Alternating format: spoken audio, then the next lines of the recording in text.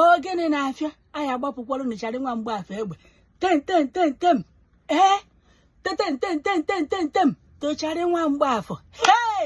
bịakwana na chara nwa Mgbafor eturugokwa na ugo mmeri n'izu anụnwa si na BBC Igbo fanọ na ndụ ife unu na-afụ ebe a bụ Onitsha Main Market tata anụnwa bụ February 2nd 2026 ka Onitsha Main Market mepere ewere na-akọwa na since 5 years ago na Onitsha Main Market emepenugo on Monday n'ọkwa nke anụnwa bụ Onitsha Main Market imepe wee zụọ afịa dịka chara nwa Mgbafor dọkwa ofe aka na ntị na ọ bụrụ na fa emepeghọ na nka n'ọkwa 2 weeks ka ọ ya agbachizie 2 weeks nke a na-egwu ọ dịrọkwa na 1 week nke ọ gbachiri agbachi na agbachie ya 2 weeks ọ bụrụ one 3 weeks after 3 weeks ọ bụ na fa emepeghọkwa on Monday ọ gbachie ya 1 month after 1 month o were katapila mee gịnị kurisie ya rụgharịa anya bụ afịa bịakwanụ na ụjọ ọbakwa ndị Main Market ahụ nke bụ na ụjọ ahịa abafe ahụ ụnụ mara ọpụtara na-afịa na otu na-afịa n'elu na-afịa n'ala ụfọdụ ti na omepere ụfọdụ ti na omepeghị ụfọdụ je weta vidio mgbe ochie chara nwa Mgbafor mechiri Onitsha Main Market ti na ebe ahụ na omepeghị mana ụnụ makwa na nke bụ eziokwu bụ na nkwụcha abụlọkwa ụjọ n'osisi nụrụ na-aya egbu ya kwuru na mmadụ nọ na-aya egbu ya ọ gbafere ụnụ ma na-enwe ike apụta na otu ndị mmadụ akwụcharugoro na nkọ ka ha ma na-enwekwa sekuriti ya echekwaba ndụ fa na akụ na ụba fa bifo fa na-apụta dịka ajentu Yahoo gwakwadofa na onye pụta na oyi enyekwa ya woto bịazikwanụ na ọdụkwa kafe enyola anya nyụ anya ọdụka ọ na-enweghị ebe agbara moto ọkụ enweghị ebe agbara tatata onye ọbụla mee gịnị kolo abịa jebe afịa bifo chara nwa Mgbafor analụfa chọpụfa bịakwanụ n'ọkwa na Onitsha Main Market ka nke anụnwa na-eme ka unu yara esi n'ọnụ ọmụtiri unu ya egenya bụ ife ọfụma unu mana target chara nwa Mgbafor bụ Onitsha Main Market onwe ndị na-eseta building material ebe a na-alụ brọk ebe a na-ele komkom ebe a na-ele isi ebe a ga-abụọkwa target chara nwa Mgbafor unu mana ebe niile unu na-eje eseta kịta na fa mepelu last week unu afọ ka chara nwa Mgbafor tụpụrụ fọnụ mana o ji Main Market mee gịnị gbachie ya ọ bụ na Main Market mepere na ebe ahụ emepeghọ onye ihe ndị ahụ maka ọma na-emecha na fa ya emepe target ya bụ ya bụ Main Market emepego mana ntụ Main Market mepere na afịa ndị ọzọ ya eme gịnị ya esobezi fa n'azụ na-emepe every Monday bịakwanụ na chara nwa Mgbafor eturugokwa ugo unu mana anyị esi na ọtata ka ọ ya adịme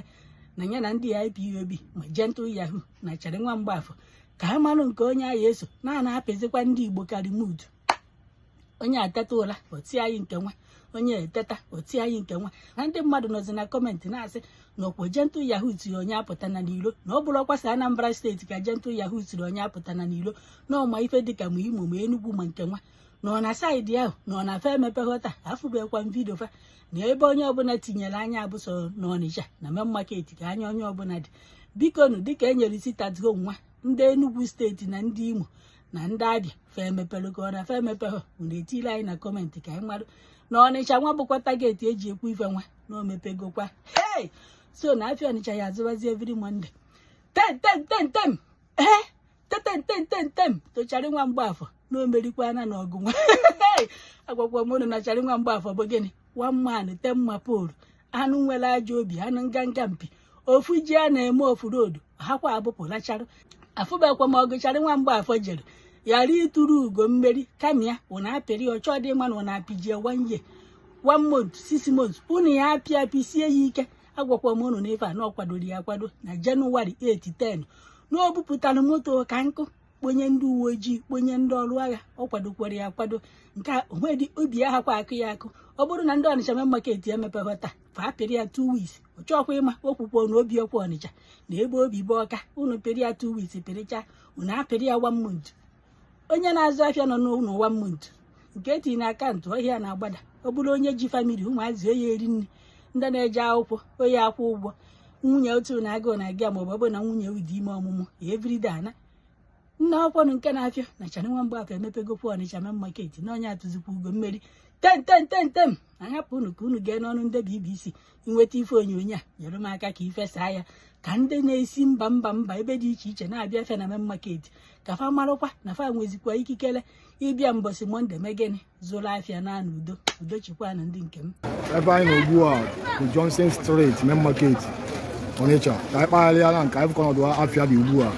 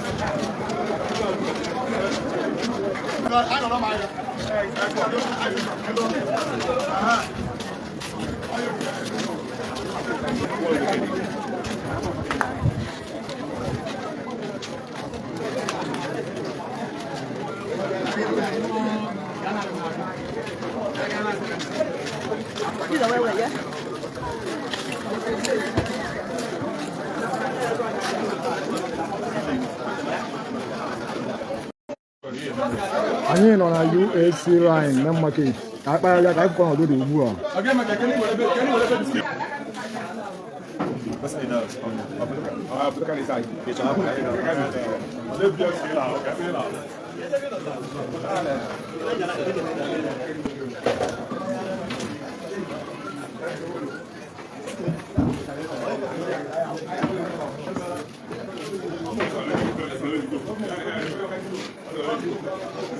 Ihe ese ebe m na-akpọ gị bịa gote m ahịa bịa gote m ahịa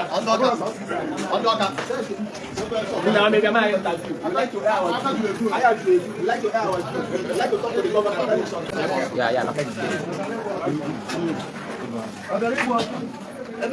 nne m na-agacha ọmụ nwa pịa m na-arịa ebe a laakwa ebe a laakwa ebe a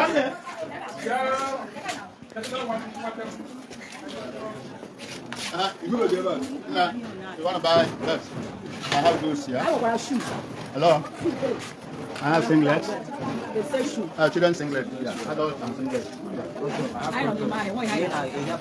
why. Customer Sabia.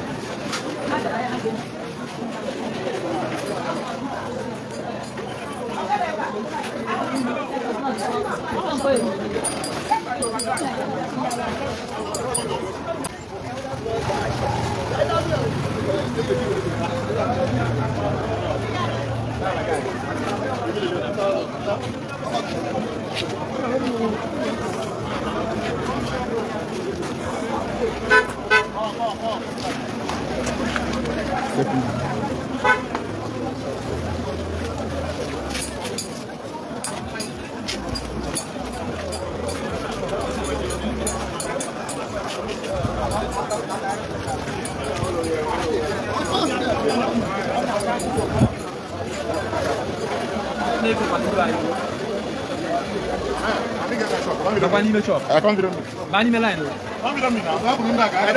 Bani melai dia bisa bani melai. Kita kau mai mang. Melai betul. Kita mai mang.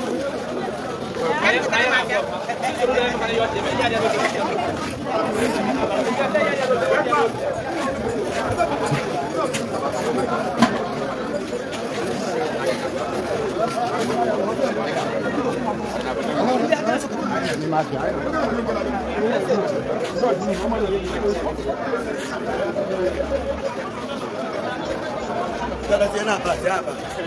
Siapa ya apa? Bisa gaya mana? Siapa?